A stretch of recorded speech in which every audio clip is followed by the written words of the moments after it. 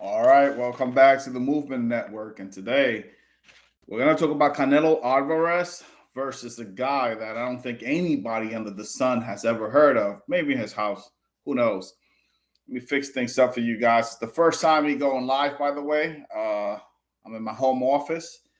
I do most of my work here. And whenever I got time, I like to do this little quick video. So I wanted to explore the whole thing of going live. Anyway, I took some notes here, things that I wanted to talk about before we part ways. And the number one thing is that, Canelo Alvarez is trying to collect belts without any purpose. So him and his team are just going out there trying to collect belts without fighting anybody that has a pause. And we all know that at this time. So Canelo Alvarez, let's get into who and what he has accomplished a little bit, not too much. 57 wins, 39 losses, one loss to Floyd Mayweather Jr. But if we think back about Canelo Alvarez and what he has accomplished in boxing, can no one take it away that he's one of the best Mexican boxers ever. But if he wants to be the best Mexican boxer ever, he has a lot of catching up to do, but not much.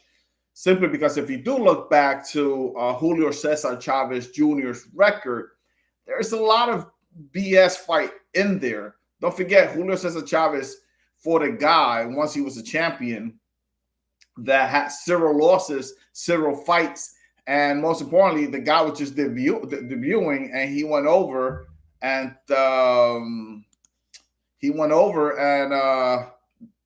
the guy debuted and fought Julio Cesar Chavez. So let's not joke ourselves around the whole thing that Chavez Jr. Not Chavez Jr. but Julio Cesar Chavez Sr.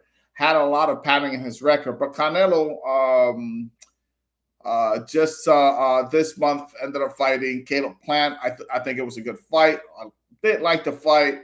Canelo was desperate. Before that, he fought Billy Joe Sanders. So we're going right. We're going good. Canelo's fighting Sanders and all that. I love it. Challenge himself. But in 2000, before that, he fought Afni Yaldrim. I think that's his name. He should have never fought that guy. He fought before that Kovalov, which we all know that the old Crusher wasn't there at that time anymore. And right before that, Danny Jacob, amazing fight. I love Danny Jacob being from New York. Rocky Fielding, again, Gennady Golovkin, Julio Cesar Chavez Jr., Liam Smith, Amir Khan. So there's a lot of great stuff about Canelo's record, but there's a lot of stuff that we could all sit back and complain about. He's never had the ability to fight the best, right? He went up in weight and fought Triple G. We all know that, so we all give him credit for that. But then he's going to fight a guy that, by the name of Makabu, I don't even know how to spell his name or even how to pronounce his name. Let alone spell it. Makabu. Well, that's an easy name to spell. Anyway, this guy, if I'm not mistaken, this guy got 28 fights, 25 KO, not 25, 25 wins, 28 wins, I'm sorry, 25 KOs, 2 losses, and he's been knocked out. He's been stopped those 2 losses. Now, the whole thing about this guy's from the Congo. If you know anything about people in the Congo, they are tough, they are rough, and they're ready to fight. Unfortunately, this guy, Makabu, comes in there. He's very wild. He just likes to throw some wild punches. Canelo's going to catch him coming in. He's going to hurt him, and he might even stop him. So the question is, and this is one of the stuff that I wrote down. The question is, what happens after Canelo defeats this guy? Is Canelo Alvarez the best Mexican fighter ever after this? And the answer is no. There's no way Canelo Alvarez is going to be one of the best Mexican fighter ever fighting boxers like Makabu, right? Now, for me, this is just a little filler from the zone. Canelo seems to give the zone all the BS fights that he could ever make. He gives it to the zone. And it's a BS fight. Now, the real question is Canelo Alvarez fighting the best out there? And the answer is no. He is not fighting the best. But if Canelo Alvarez wants to fight the best out there, he should have studied his own weight, which is one. What is Canelo? It's hard to gauge which way Canelo Alvarez is because he fluctuates up and down so well. But I think Canelo Alvarez, first of all, he's a super middleweight. That's the first thing. He's champion super middleweight, 168 pounds. So Canelo Alvarez can still fight David Benavidez, which is a fight everyone wants to see. The thing is, if you look at super middleweight division, there's not a lot of competition for Canelo. The only competition for him out there is Benavidez. Besides that, there's no one else. Now, there's a name everybody and their mother's throwing out there, a middleweight by the name of Jermall Charlo. Jermall Charlo, for me, will give. Sorry, I'm still trying to figure out how to do this. So I apologize for that. Anyway, so for me, Canelo has no 100%. I apologize for that once again. Has 100% no competition at super middleweight besides David Benavidez, and we all know that. He already beat who's in super middleweight. We got David Benavidez. We got Billy Joe Sanders. He already beat him, broke his eye socket. Caleb Plant, he stopped him. Daniel Jacobs, he beat him. David Lemieux, he beat him. I think a guy by the name of John Ryder, guy's no good. Gabriel Rosado, Anthony Durrell. There's no competition for him there. I don't think Canelo Alvarez could ever go down anymore to middleweight. And in middleweight, you have Triple G, which is a great fight if it ever does happen. Unfortunately, if that fight ever does take place again, it will have to be a super middleweight. So I don't think Canelo Alvarez will ever make middleweight ever again. And if you remember what happened to Roy Jones Jr. when he went all the way up to heavyweight and then came down in weight, he got knocked out by Tarver Antonio, the Magic Man. Anyway, sticking in the point here, a lot of people have been saying that they want to see, including myself, to be honest, we want to see Jermall Charlo versus Canelo Alvarez. So Jermall Charlo, 32 fights, all won. The guy for me is an amazing fighter. I really do like Jermall. Now, is he better than Jermell? I don't know, but I do like Jermall Charlo a lot. The thing is, if Jermall Charlo goes up in weight and challenges Canelo Alvarez and he loses, a lot of people are going to start complaining, saying that Canelo Alvarez fought a guy that was too small for him and he forced him to go up in weight. And we all know that we're going to be excited for that fight.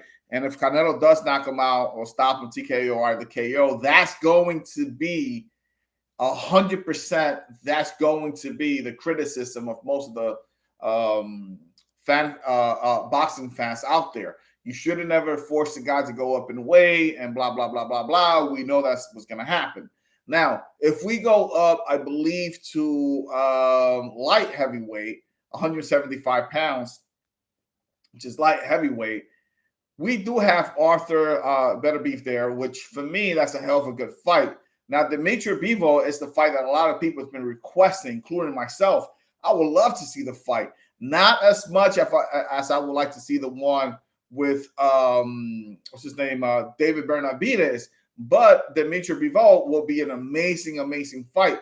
But the other question, if Canelo does go up in weight, which I don't think he has a problem with, and he goes and stops Dimitri Bivol, a lot of people will say, well, he wasn't ready. He only had 18 fights. So we're actually going to do what a lot of people did to Canelo Alvarez, to Floyd Mayweather when he fought Canelo Alvarez. But in this case, it won't be the age, but then it will be the experience. Oh, he wasn't properly experienced to fight a guy like Canelo Alvarez that just reached his 50th fight and blah, blah, blah, blah, and so on and so on.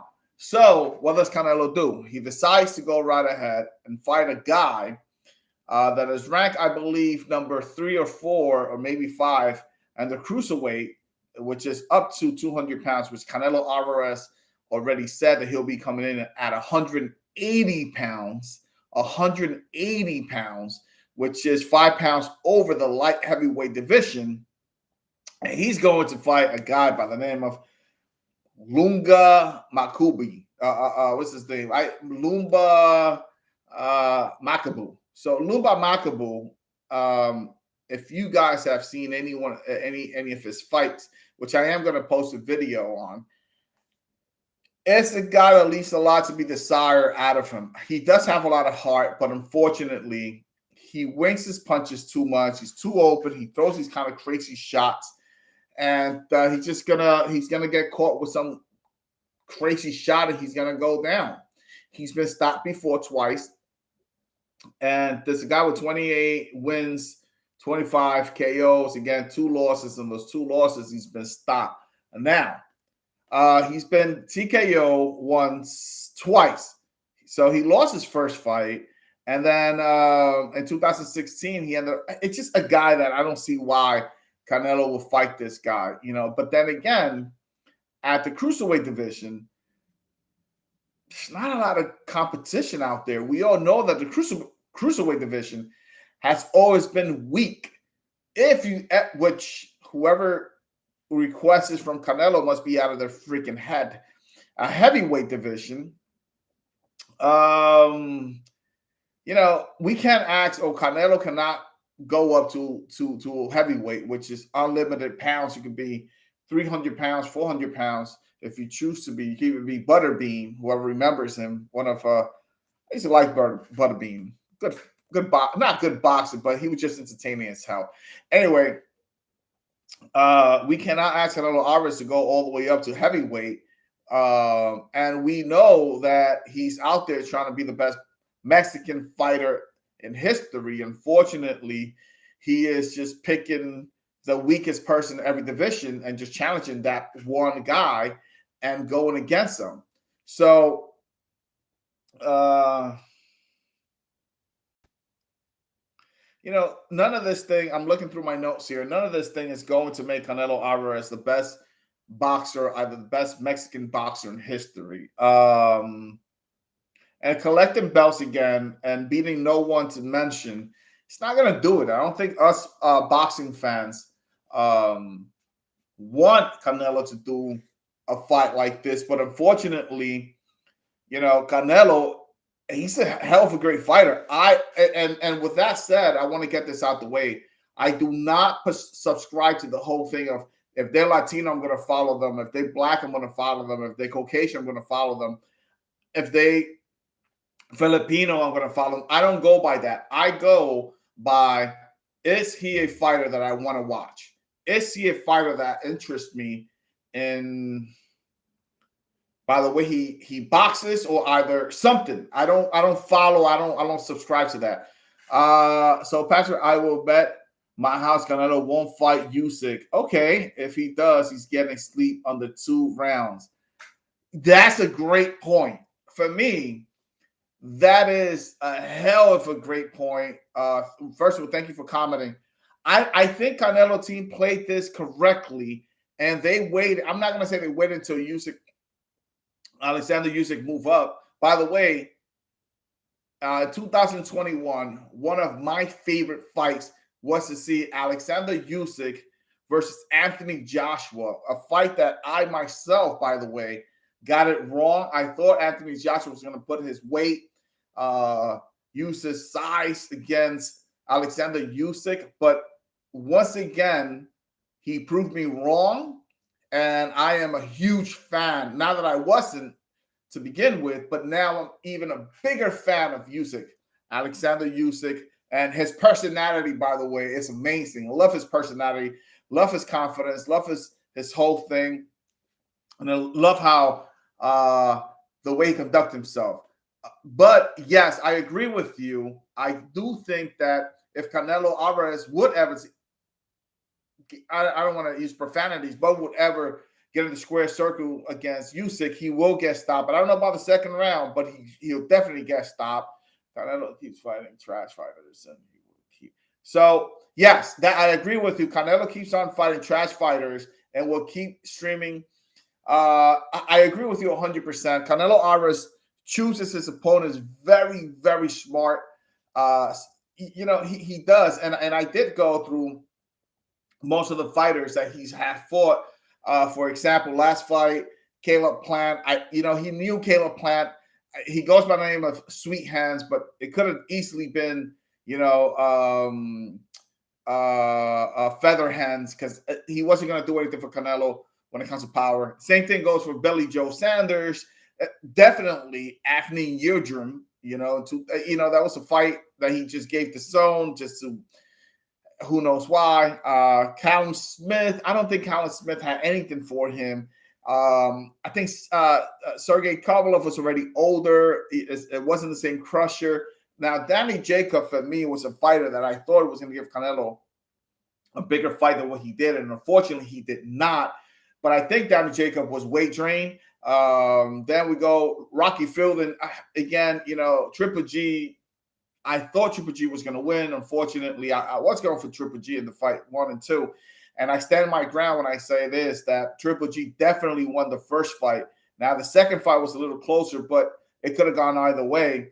And then we all know about Liam Smith and Amir Khan and Miguel Cotto, James Kirkland, Angulo, and Austin Trout. Josecito Lopez had no business there.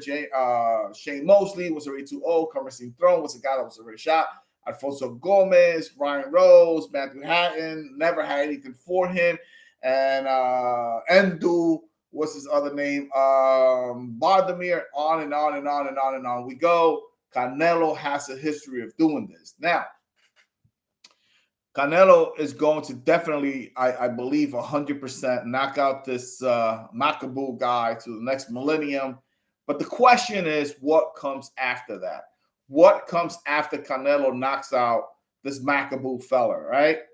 I think that Canelo will go down to light heavyweight and will be forced to fight Arthur Beterbiev or either Dimitri Bivol.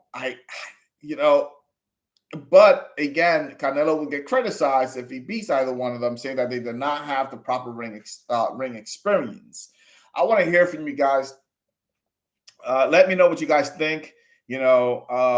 Definitely, it's the first time that I go live. I'm loving it.